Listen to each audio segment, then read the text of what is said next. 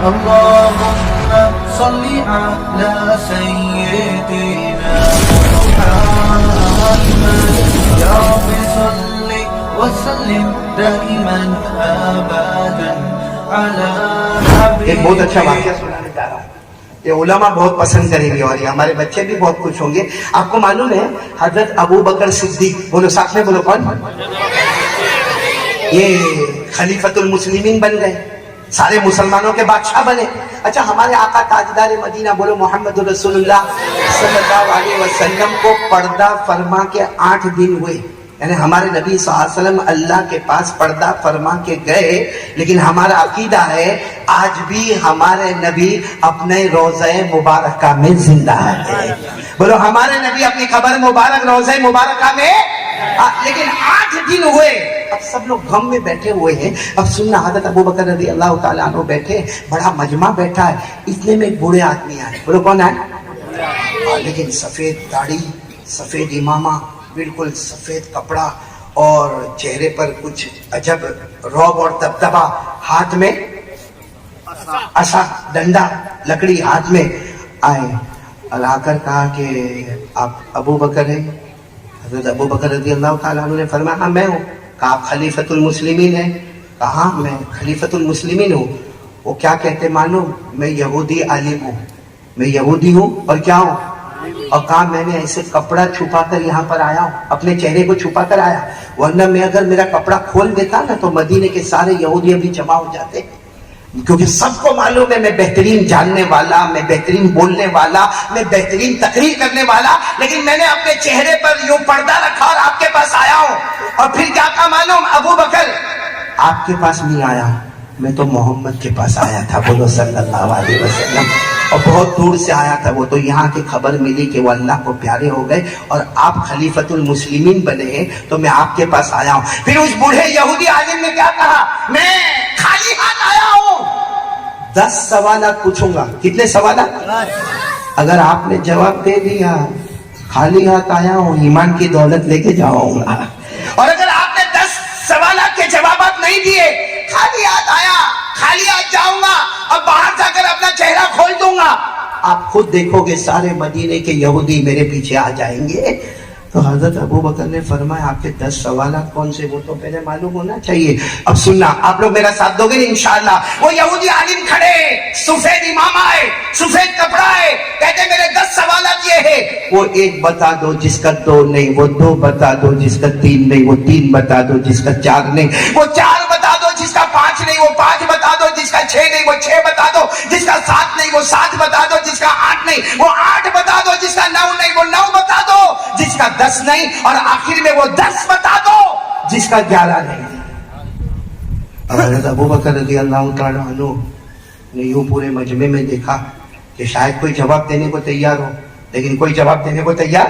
تو حضرت ابو بکر رضی اللہ تعالیٰ عنہ نے فوراً ایک صحابی کو بلائے. کون سے صحابی کو بلائے؟ جنہوں نے ابھی تو جوانی میں اپنا قدم بھی نہیں رکھا، بالکل جوان. کون؟ حضرت عبداللہ بن عباس. ساتھ میں بولو کون؟ حضرت عبداللہ، یعنی ہمارے نبی کے چچا کے لڑکے. حضرت عبداللہ رضی اللہ تعالیٰ عنہ کو بلائے، آؤ ادھر آؤ، اور کہا کہ یہ جو آئے ہیں نا ان کو حضرت علی کے پاس لے جاؤ. بولو سبحان اللہ. اور جا کر کہو کہ ان کے سوالات کے جوابات دے دے. اب سوال ہوتا ہے کہ حضرت ابو بکر نے جواب دیے؟ ارے بولو نہ دیے. کن کے پاس بھیجا؟ کیوں حضرت علی کے پاس بھیجا؟ کیونکہ حضرت ابو بکر جانتے تھے ہمارے نبی نے فرمایا تھا قال رسول اللہ صلی اللہ علیہ وسلم انا مدینۃ العلم وعلی بابها. ہمارے آقا بولو نا تاجدار مدینہ محمد رسول اللہ صلی اللہ، آواز نہیں آ رہی ہے، صلی اللہ علیہ وسلم نے فرمایا، ہمارے نبی نے فرمایا تھا علم، نالج، ایجوکیشن میں اس کا شہر ہوں اور میرے شہر کا دروازہ علی ہے. ہمارے نبی نے فرمایا سر مبارک سے لے کر پاؤں مبارک تک علم بولو، نالج بولو، ایجوکیشن بولو. ہمارے نبی نے فرمایا میں اس کا شہر ہوں، لیکن میرے شہر کا دروازہ اللہ نے کن کو بنایا ہے؟ علی. اب حضرت علی بھی کیسے بڑے، یہ بڑے لوگوں کا ظرف اتنا کشادہ ہوتا تھا. جب وہ حضرت علی رضی اللہ تعالیٰ عنہ کے پاس معاملہ کیا تو حضرت علی نے فرمایا میرے پاس کیوں آئے ہو؟ یعنی وہ یہودی عالم کو کہتے میرے پاس کیوں آئے ہو؟ وہاں حضرت ابو بکر ہے، وہاں عمر ہے، وہاں عثمان ہے، بہت علم والے ہیں. تو حضرت عبداللہ ابن عباس ساتھ میں تھے نا، کہا انہوں نے آپ کے پاس بھیجا ہے، وہ سب نے مل کر آپ کے پاس. تو حضرت علی رضی اللہ تعالیٰ عنہ نے فرمایا ٹھیک ہے تو سوال پوچھتے جاؤ، میں جواب دیتا جاؤں گا. بولو سبحان اللہ. اور فرمایا میں جواب نہیں دوں گا، دلانے والا کون؟ آواز نہیں آ رہی، بولو دلانے والا کون؟ اب آپ لوگ بھی انگلی پر گنتے جانا. اس یہودی عالم کا پہلا سوال وہ ایک بتا دو، بولو جس کا، یہ تو ہم سب کو معلوم ہے. نہیں بولو نا کون وہ ایک کون ہے جس کا تو نہیں بولو نا وہ کون ہے؟ اللہ. ہمارا عقیدہ ہے اللہ. بہت ٹھنڈے بھائی بروڈا والے. اللہ نے فرمایا وَإِلَٰهُكُمْ إِلَٰهٌ وَاحِدٌ لَا إِلَٰهَ إِلَّا هُوَ الرَّحْمَٰنُ الرَّحِيمُ. اللہ تبارک و تعالیٰ نے فرمایا تم سب کا معبود بولو کون؟ اللہ جو ایک ہی ہے، کوئی معبود نہیں. بولو ہم سب کا معبود ہے. تو یہ سوال کا جواب تو سب کو معلوم تھا، وہ ایک جس کا. وہ یہودی نے عالم نے پھر پوچھا وہ دو بتا دو جس کا تین نہیں. وہ دو بولو جس کا. حضرت علی نے مسکرا کر جواب دیا. ہر جواب کو اتنے مسکرا کر دیتے تھے. کہا وہ دو جس کا تین نہیں. کہا حضرت آدم اور حوا. ارے بولو نا سبحان اللہ.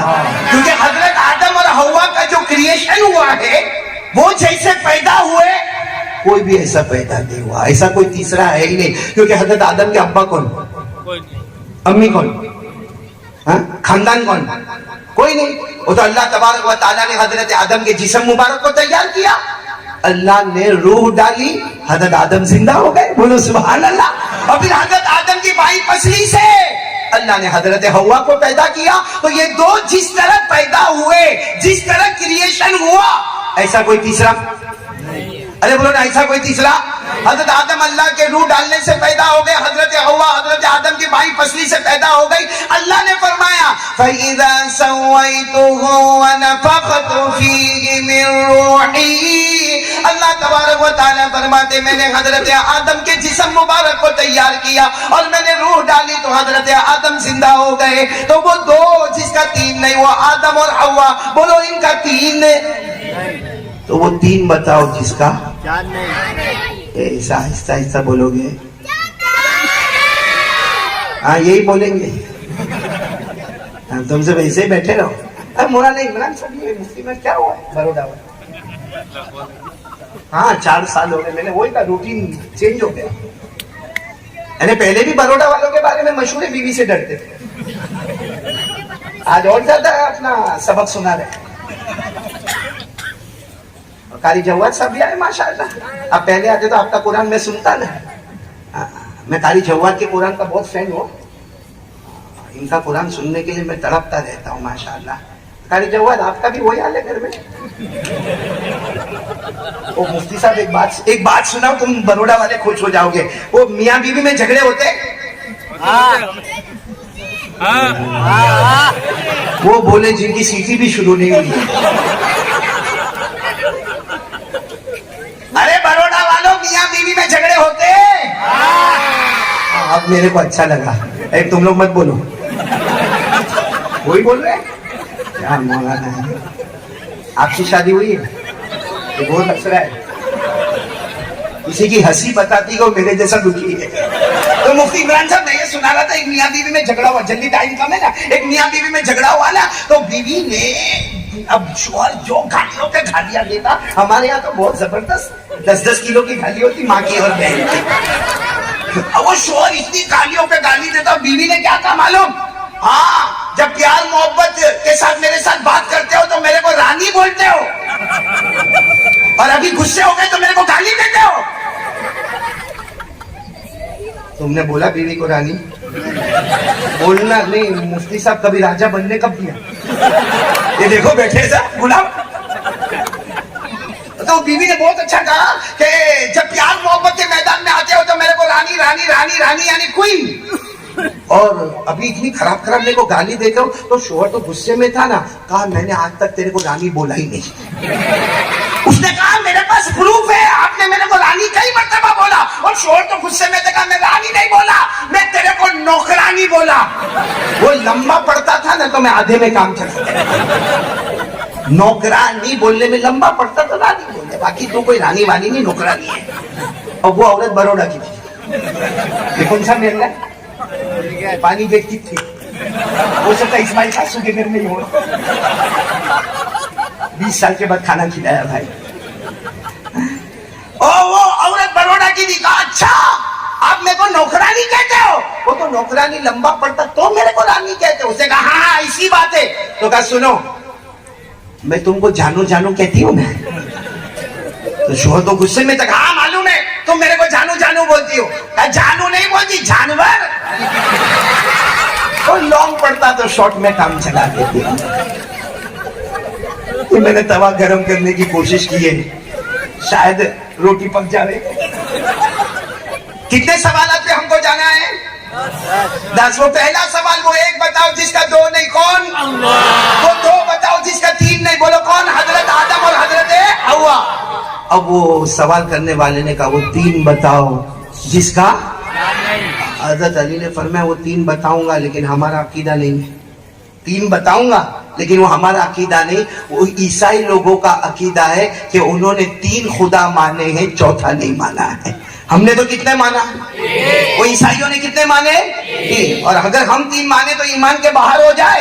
اللہ نے فرمایا عیسائیوں کے بارے میں, لَقَدْ كَفَرَ الَّذِينَ قَالُوا إِنَّ اللَّهَ ثَالِثُ ثَلَاثَةٍ وَمَا مِنْ إِلَٰهٍ إِلَّا إِلَٰهٌ واحد.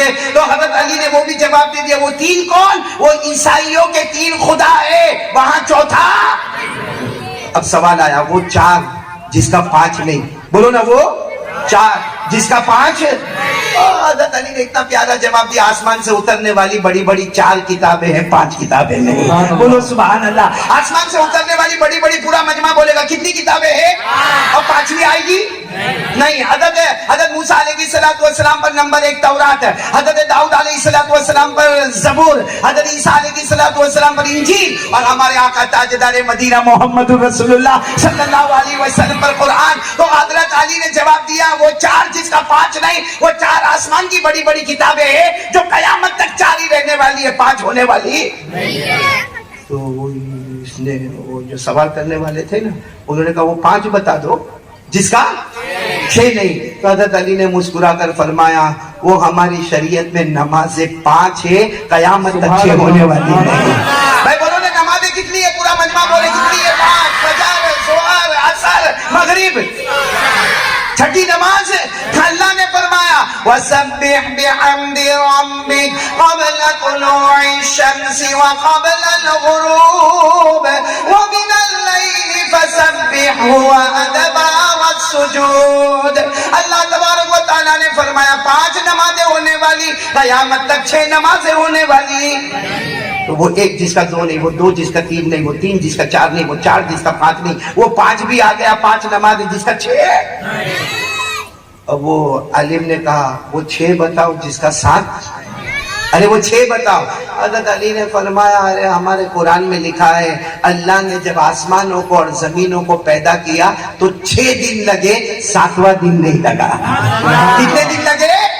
6. 7واں دن نہیں. اللہ نے فرمایا 8واں پارہ, اللہ نے فرمایا ان ربکم اللہ الذی خلق السماوات والارض فی 6 ایام. اللہ تبارک و تعالیٰ فرماتے میں نے آسمانوں کو اور زمینوں کو پیدا کیا. پورا بروڈا کہے گا کتنے دن میں پیدا ہوئے؟ 7واں. اب وہ پوچھتے وہ 7 بتاؤ جس کا. بھائی آپ لوگ بھی ساتھ میں کہو گے تو مجھے کنارے پر آنا ہے. وہ 7 بتاؤ. بھائی حضرت علی چاہتے تو جواب دے سکتے تھے, بہت آسان جواب دیتے. وہ 7 جس کا 8 نہیں, 7 آسمان اس کا 8. لیکن حضرت علی جانتے تھے کہ ایسا جواب نہیں دینا, وہ عالم ہے. ارے بولو سامنے والا. حضرت علی نے جواب دیا وہ 7 جس کا 8 نہیں, کہا اللہ نے جہنم 7 بنائی ہے, 8ویں نہیں بنائی. اللہ نے جہنم کتنی بنائی؟ 7 قرآن کریم میں لکھا وَإِنَّ جَهَنَّمَ لَمَوْعِدُهُمْ أَجْمَعِينَ لَهَا 7 أَبْوَابٍ لِكُلِّ بَابٍ مِّنْهُمْ جُزْءٌ مَّقْسُومٌ. اللہ تبارک و تعالیٰ فرماتے میں نے 7 جہنم بنائی. جب اللہ نے 7 کہہ دیا تو جہنم کتنی؟ اور انگلی پر گنو. اللہ نے سب کے نام بھی قرآن پاک میں بتائے. پہلی جہنم جہیم, بولو پہلی جہنم کا نام جہیم, دوسری سقر, تیسری لظا, چوتھی حطمہ, پانچویں حاویہ, چھٹی سعیر اور 7ویں ویلن. اللہ نے 7 جہنم بنائے, 8ویں جہنم نہیں بنائے. بولو سبحان اللہ. اب کیا سوال آیا؟ وہ 8 بتاؤ جس کا 9 نہیں. حضرت علی نے مسکرا کر فرمایا ہمارے قرآن میں اس کا جواب ہے. وہ 8 بتاؤ جس کا 9 نہیں. حضرت علی نے فرمایا میرے اللہ کی قسم اللہ نے 8 جنتیں بنائی, 9ویں جنت نہیں بنائی. اللہ نے کتنی جنتیں بنائی؟ پورا مجمع بولے گا 8. اللہ نے جنت بنائی, جنت النعیم بنائی, یہ میری انگلیاں دیکھتے جاؤ. جنت عدن بتائی, اللہ نے جنت خلد بنائی, اللہ نے جنت سلام بنائی, اللہ نے جنت مقامہ بنائی, اللہ نے جنت ماوا بنائی, اور 8ویں جنت اللہ نے جنت الفردوس بنائی. بولو سبحان اللہ. اللہ نے 8 جنتیں بنائی, 9.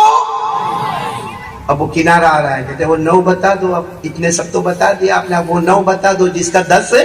حضرت علی نے فرمایا ایک زمانے میں ایک نبی آئے تھے حضرت صالح علیہ السلام, اور وہ قوم سمود کے پاس آئے تھے. اللہ نے اس وقت کہا تھا اے صالح تمہاری قوم میں 9 جماعتیں, 10 نہیں 9 جماعتیں ہیں جو دارو بھی پیتی ہے, شراب بھی پیتی ہے, قتل و غارت بھی کرتی ہے, زنا بھی کرتی ہے, فساد بھی کرتی ہے. اللہ نے حضرت صالح کو فرمایا وہ 9 ہے, 10 ہے نہیں. اور یہ قرآن پاک میں بھی لکھا ہوا ہے وَكَانَ فِي الْمَدِينَةِ 9 رَهْطٍ يُفْسِدُونَ فِي الْأَرْضِ.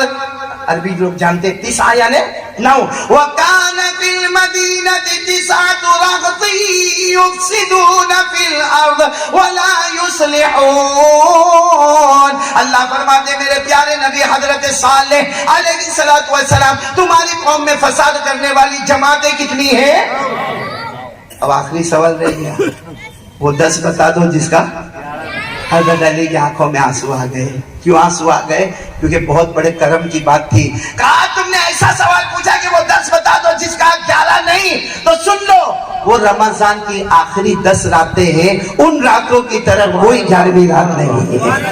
رمضان کی جو آخری رات ہے حضرت علی رضی اللہ تعالیٰ عنہ نے فرمایا رمضان کی آخری رات ہے وہ 10 اتنی مبارک ہے کہ قرآن کریم نازل ہوتا ہے تو ان راتوں میں نازل ہوتا ہے. حضرت جبرائیل آتے ہیں ان راتوں میں آتے ہیں, حضرت جبرائیل فرشتوں کی جماعت کے ساتھ آتے ہیں ان راتوں میں آتے ہیں, شب قدر آتی ہے ان راتوں میں آتی ہے, اور امت کو جہنم سے آزاد کیا جاتا ہے تو انہی راتوں میں کیا جاتا ہے. سبحان اللہ.